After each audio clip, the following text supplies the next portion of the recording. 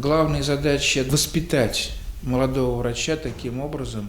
Notre tâche principale est d'éduquer les jeunes médecins pour qu'ils connaissent non seulement l'existence des maladies héréditaires ou des maladies rares,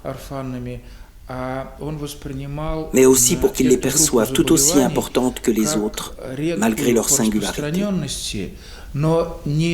Parce que si nous parlons d'un patient en particulier, ce n'est pas si important pour lui de savoir s'il est un cas sur 10 000, 1 sur 100 ou 1 sur 5. C'est une personne qui a une seule vie et sa vie est unique.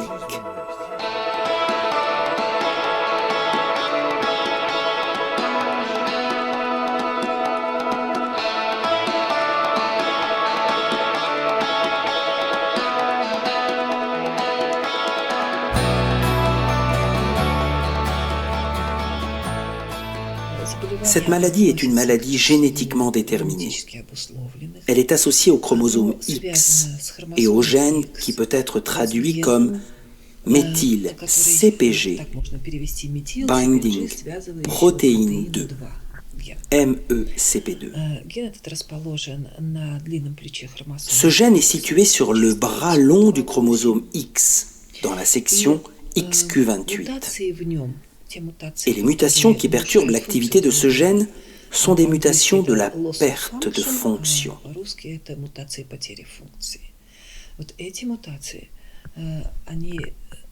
Les mutations de perte de fonction se manifesteront par le syndrome de Rett.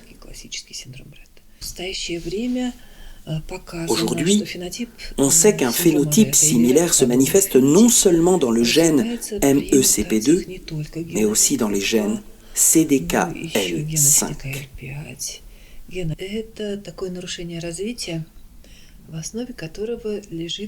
Il s'agit d'un trouble génétique du développement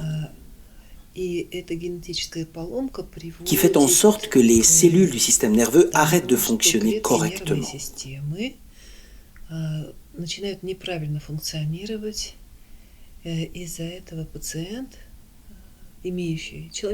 Et qu'une personne atteinte perd des compétences précédemment acquises. La parole, la coordination des mouvements, etc.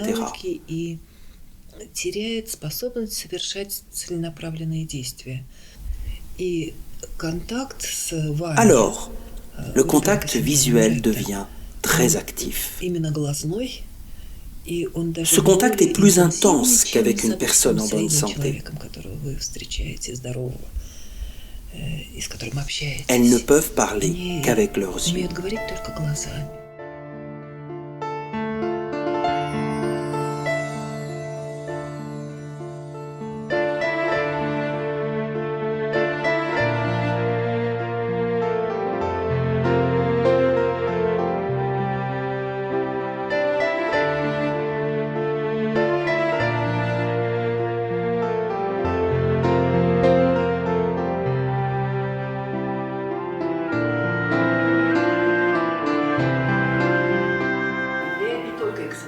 L'inactivation X n'est pas l'unique facteur.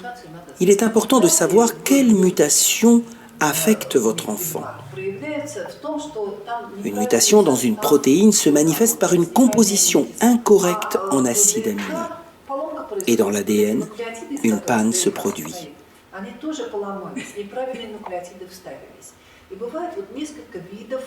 Il existe plusieurs types d'anomalies dans l'enchaînement normal des nucléotides du gène. Chaque groupe de 3 nucléotides code un acide aminé. Cependant, il y a une permutation. Sur cette image, nous voyons qu'une seule lettre a changé. Et voilà l'enchaînement des nucléotides CCT, cytosine, cytosine, thymine. Cela a une signification différente. Il s'agit d'un mot à 3 lettres qui code un acide aminé complètement différent dans la protéine. Il faut espérer que cet acide aminé ne soit pas au centre actif de la protéine. Substituer une lettre par une autre suffit pour obtenir un dysfonctionnement. C'est ce qui s'est produit chez certains enfants atteints du syndrome de Rett. Il existe un autre type de mutation. Cet enchaînement de nucléotides peut encoder non seulement un mot, mais aussi un signe de ponctuation, un stop. Les protéines ne peuvent pas être infinies. Alors, au bout de 425 mots, ça suffit. Il faut un stop. Et ce signal peut être dû à une erreur quelque part. Par exemple, dans ce nucléotide quelque part ici. Nous observons ici comment le nucléotide C a été remplacé par le T. Et c'est TAG, T-A-G, qui donne ce signal stop. La synthèse des protéines s'arrête à cet endroit. La protéine sera raccourcie. Ce sont les mutations dites non-sens, les cas sévères. Les mutations faux sens sont souvent assez légères. Parfois, on y trouve des cas difficiles lorsque le défaut a lieu dans le centre actif de la protéine.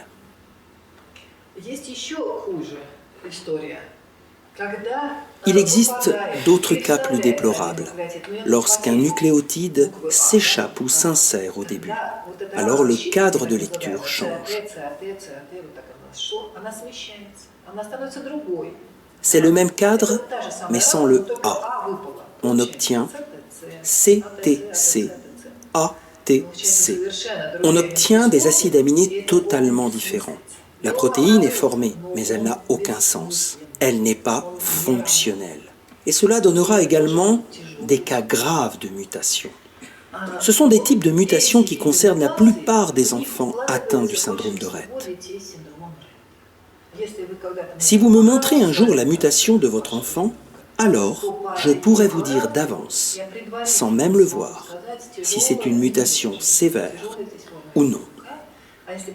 Et si l'inactivation du chromosome X est connue, les prévisions seront encore plus précises.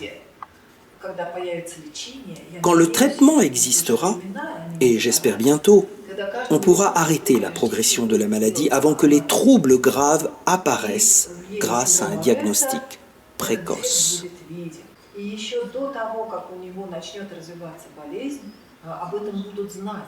И будут прогнозировать ее и пытаться остановить вовремя, тогда, когда еще не погибли там какие-то клетки в нервной системе, когда еще нет вторичных тяжелых нарушений.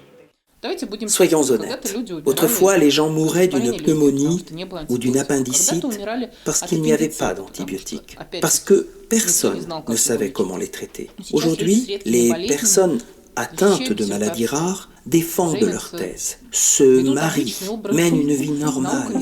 La science ne cesse d'évoluer.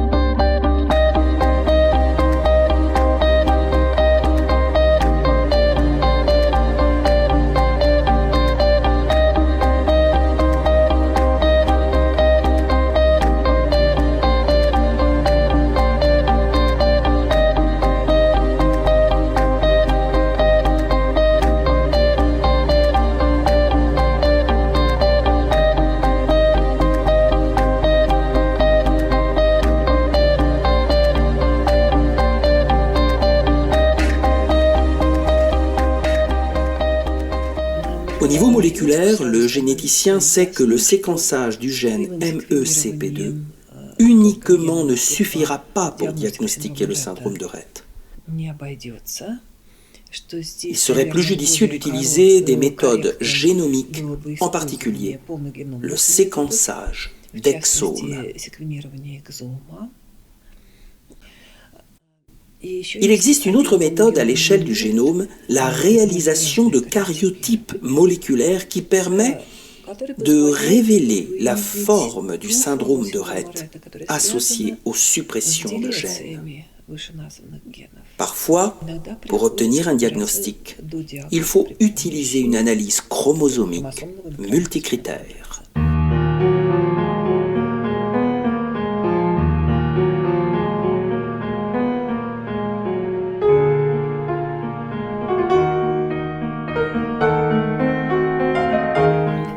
Juste après la naissance, il est possible qu'on ne remarque aucun symptôme chez le bébé. Rétrospectivement, les parents et les néonatologistes peuvent réaliser que pendant la période néonatale, l'enfant était hypotonique ou trop calme. Ensuite, de l'âge de plusieurs mois à 1 an et demi, en phase de stagnation, le développement de l'enfant s'interrompt.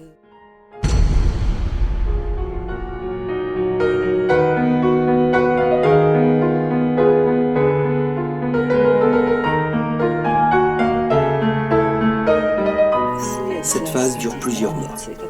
Après l'étape de stagnation, suit la phase de régression.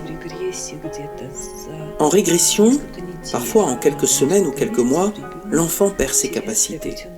La phase de régression est très aiguë. C'est une étape dramatique. On peut même la confondre avec une encéphalite.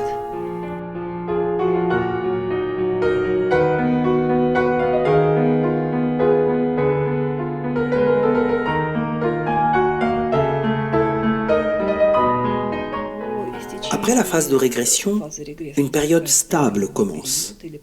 C'est une longue étape pseudo-stationnaire, où l'on voit que l'enfant a subi une régression, un retard dans son développement.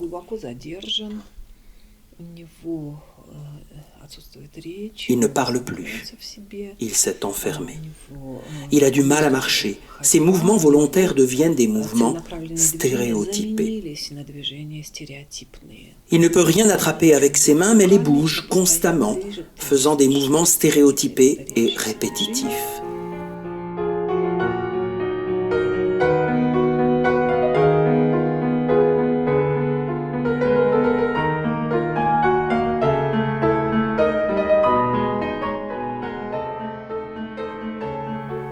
Malheureusement, lorsque l'enfant atteint un certain âge, cette phase peut devenir terminale.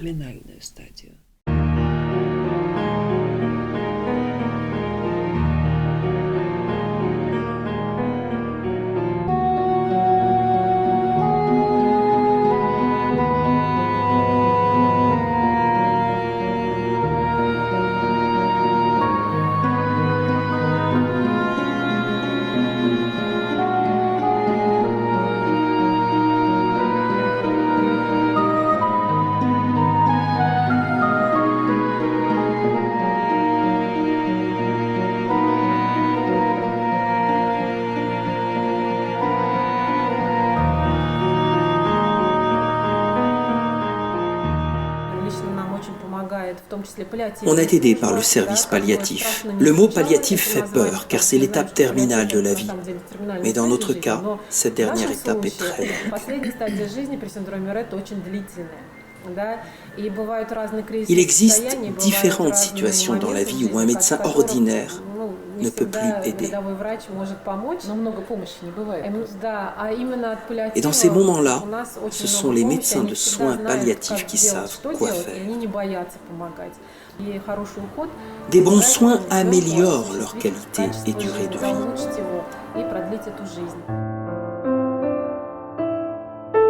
Nous avons ici une information importante, le téléphone du service palliatif, car lorsque Katia a une crise, ce n'est pas l'ambulance que nous appelons. D'ailleurs, cette peluche a été offerte par Vladimir Vavilov pour le 20e anniversaire de Katyusha.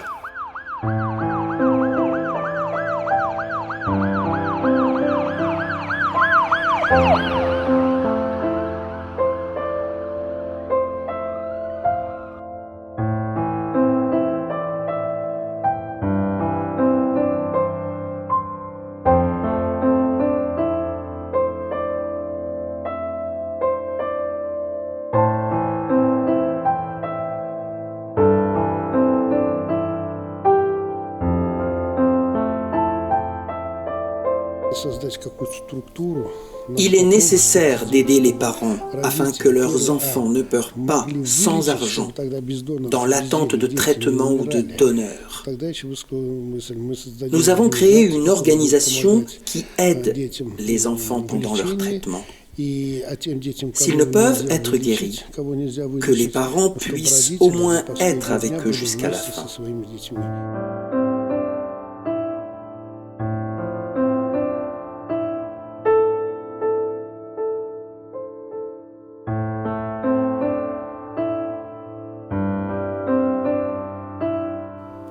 Je dis toujours ceci. Quoi que tu fasses pour un patient, si ton premier geste n'est pas une aide médicale, il n'aura plus besoin d'autre aide. Il faut d'abord éliminer la douleur et les symptômes pour que la personne ne souffre pas.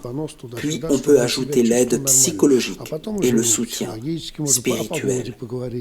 Parler, prier. Quand on a plus mal, nos pensées sont différentes. Pour l'instant, on ne sait pas remplacer un gène malade. Mais ça ne veut pas dire qu'on ne peut pas aider. Tu ne peux pas t'asseoir et regarder une personne souffrir. Nous attendons pour l'instant un médicament ou une technologie qui pourra aider. Si tu vas mal, trouve quelqu'un qui va pire et aide-le. Le succès de ces associations n'est pas seulement dans la possibilité de partager sa souffrance et dire « j'ai tel ou tel problème ». Cela est nécessaire, mais à court terme. Et puis, un sentiment apparaît. Je dois aider. Si je peux, si je connais, si j'ai appris quelque chose, alors je dois aider.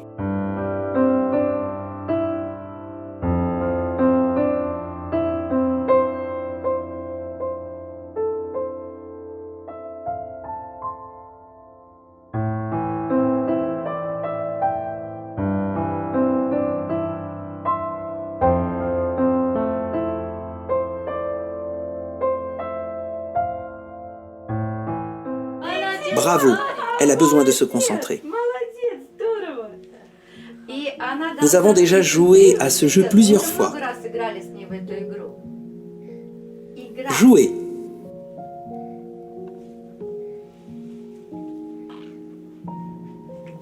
Où est Natacha ?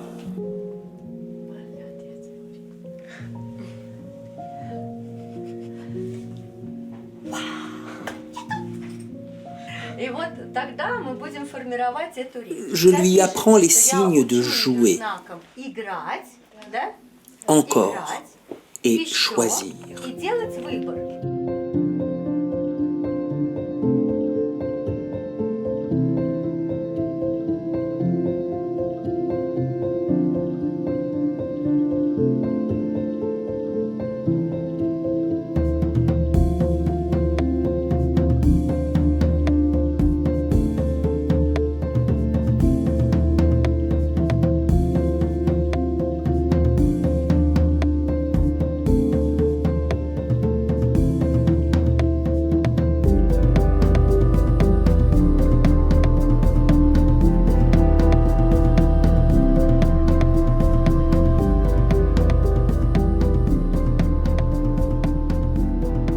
On trouve l'omoplate.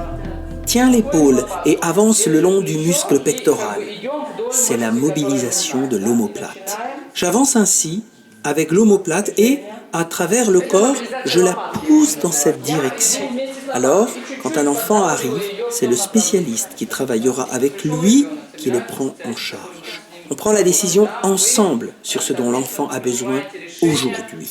Chacun a ses propres méthodes et moyens, mais on travaille pour le même objectif. Je vous propose de commencer par chanter ensemble.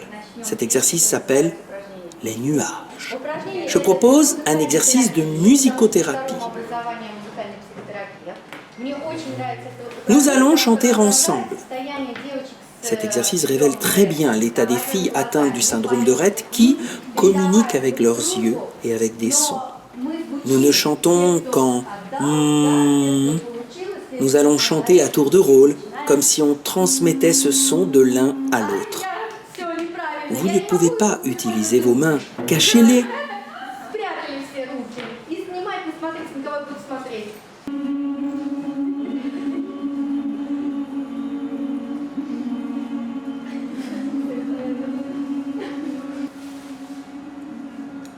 Cela a-t-il été difficile? Très difficile? Parce que quelqu'un ne voulait pas regarder.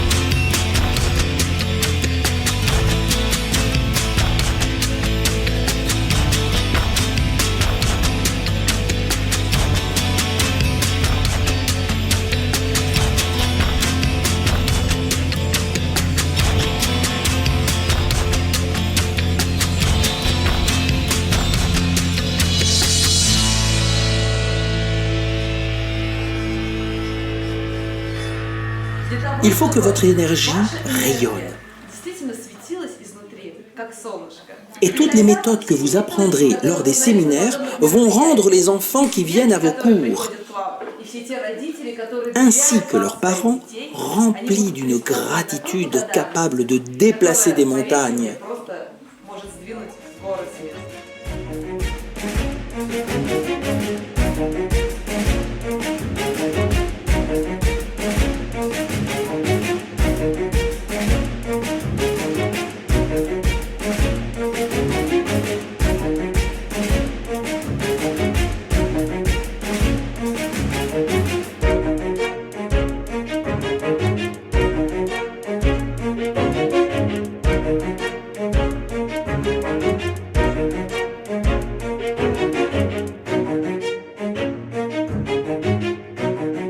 Il existe un principe d'énergie objectif. Celui qui a un objectif précis aura toujours de l'énergie. Pendant des années, nous avons recueilli et traduit des informations sur le syndrome de Rett, mais nous n'étions pas organisés. En 2010, j'ai découvert qu'une joueuse de tennis russe reconnue, Vera Zvonareva, avait publié des informations sur le syndrome de Rett sur son site web.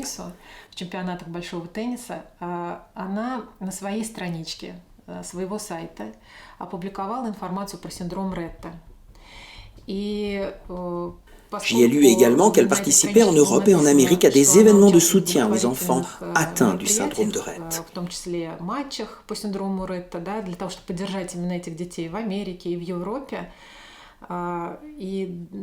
Mes amis de l'Association européenne du syndrome de Rett m'ont suggéré qu'elle pourrait parrainer l'association de Rett en Russie.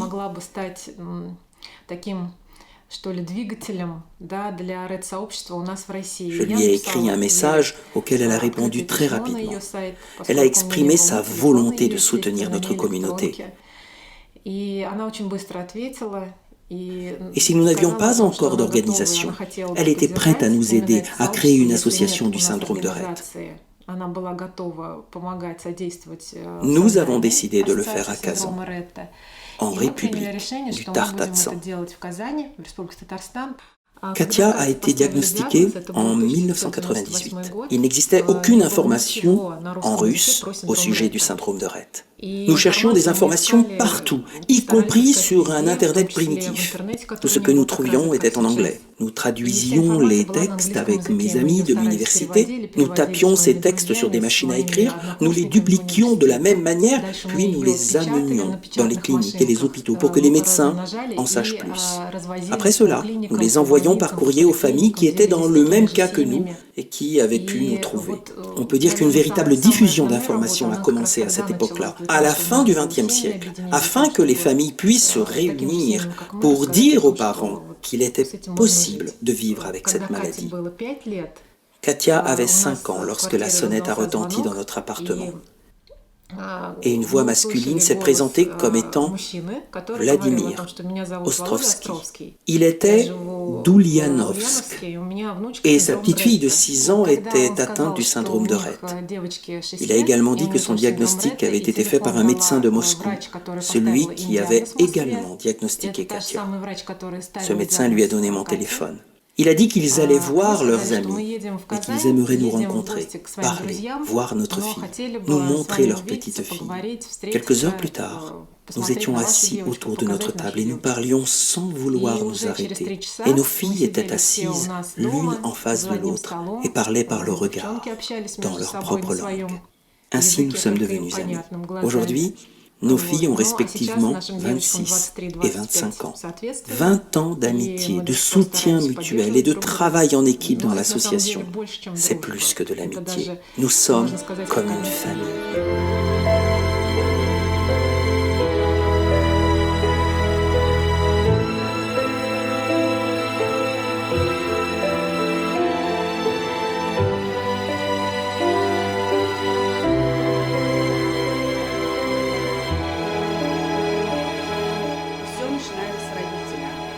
Tout commence par les parents. Plus le parent est actif et informé, plus il peut aider son enfant.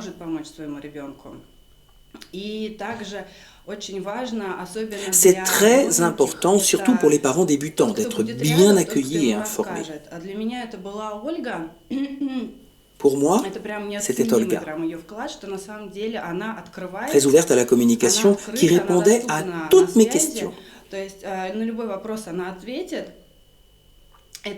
C'était une aide inestimable. Quand tu as vécu cette expérience, que tu as été toi-même perdu, que tu as été aidé, tu veux aussi aider les autres, car il y a d'autres mères qui ne savent pas quoi faire. Il est important qu'il y ait des gens prêts à partager leur expérience.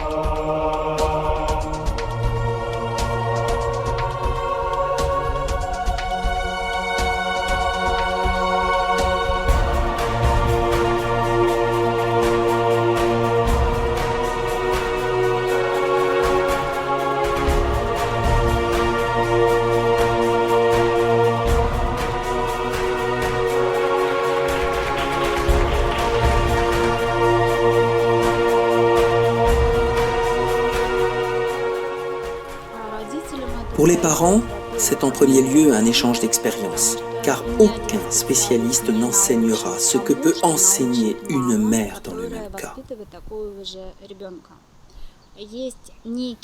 Tous les enfants ont des points communs, mais chaque famille peut résoudre les mêmes problèmes à sa propre manière. Partager des expériences nous facilite la vie. Il y a aussi des parents d'enfants plus âgés que notre fille, de 5 ans ou plus.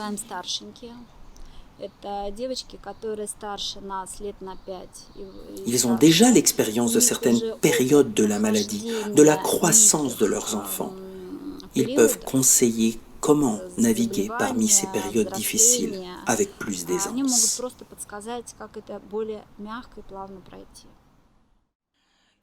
J'ai regardé sur Internet et immédiatement trouvé un site avec des informations sur le syndrome de Rett en russe.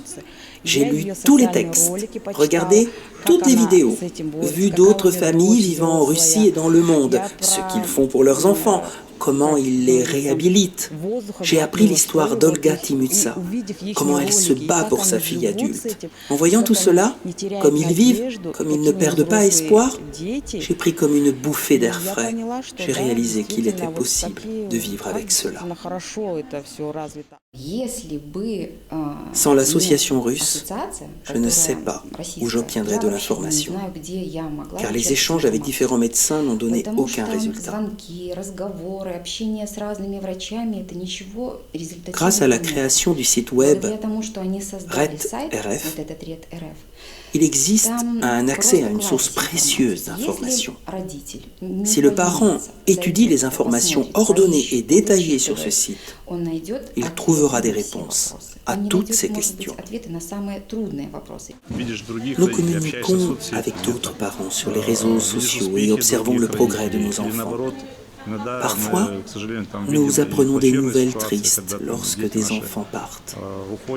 La compassion générale aide parfois aussi dans le deuil, qui aide à comprendre que tu n'es pas seul. D'autres personnes participent à ta vie.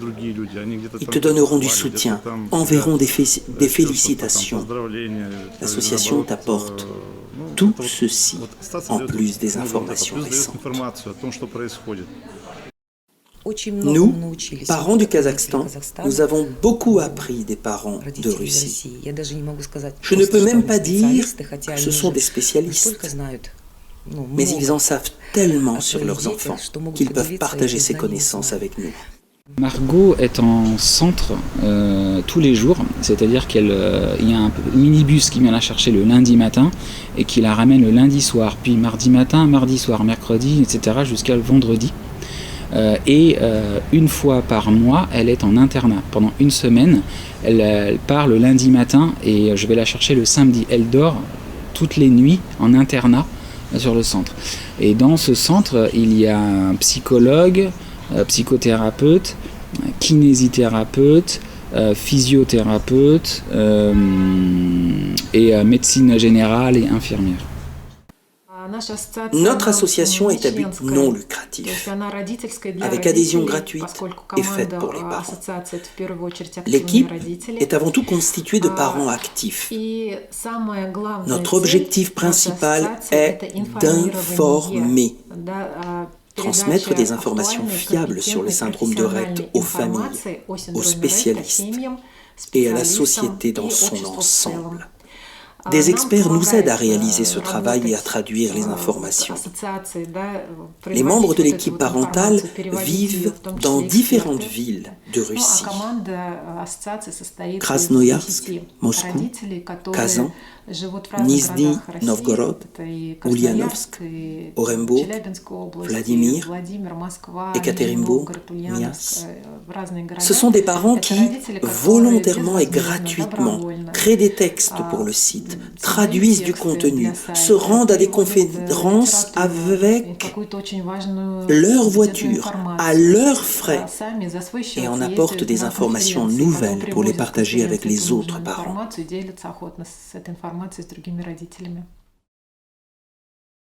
Si nous communiquons, si nous nous racontons nos victoires et nos échecs, le chemin des prochains patients, des futures associations de patients et des enfants qui seront diagnostiqués demain sera plus court, de 5, 8, 12, 20 fois.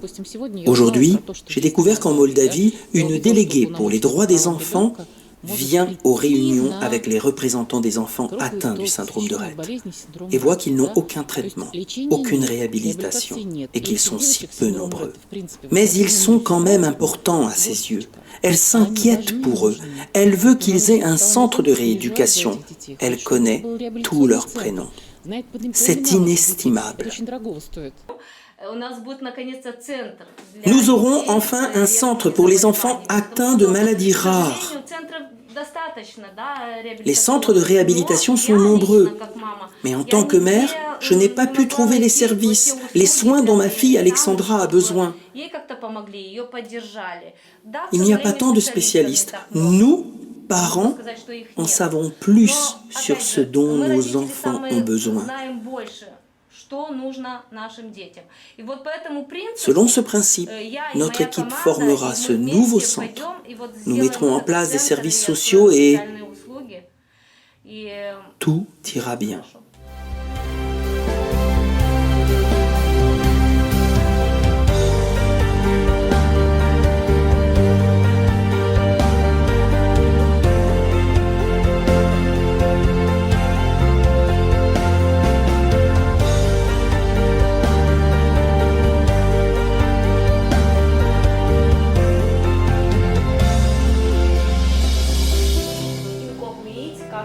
Merci beaucoup à tous. L'échange d'expériences est très important. L'essentiel est que l'enfant soit à l'aise, qu'il veuille venir ici et qu'il ait la joie de vivre. J'ai découvert les possibilités de travailler en équipe avec un enfant. J'espère appliquer ces compétences dans mon travail. Le plus important est d'apprendre à travailler sur les points forts de l'enfant et à soutenir ses points faibles.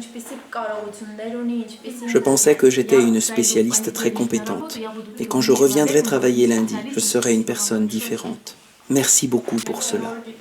Merci pour ces nouvelles connaissances. Nous allons maintenant appliquer des méthodes qui nous étaient inconnues auparavant. Merci pour la motivation. Pour moi, c'est très enthousiasmant. Grâce à cette réunion pluridisciplinaire, nous avons beaucoup appris les uns les autres. Vous m'avez inspiré. Maintenant, nous ferons davantage confiance aux spécialistes et nous quitterons plus souvent la maison. J'ai appris beaucoup de nouvelles méthodes grâce aux experts.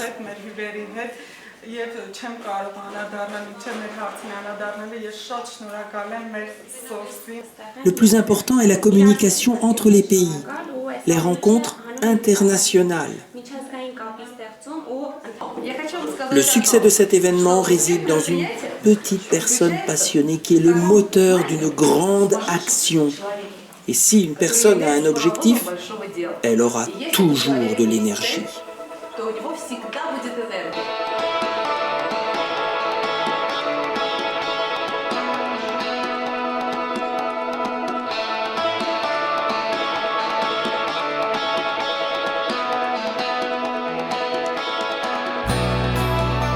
Rien de surnaturel.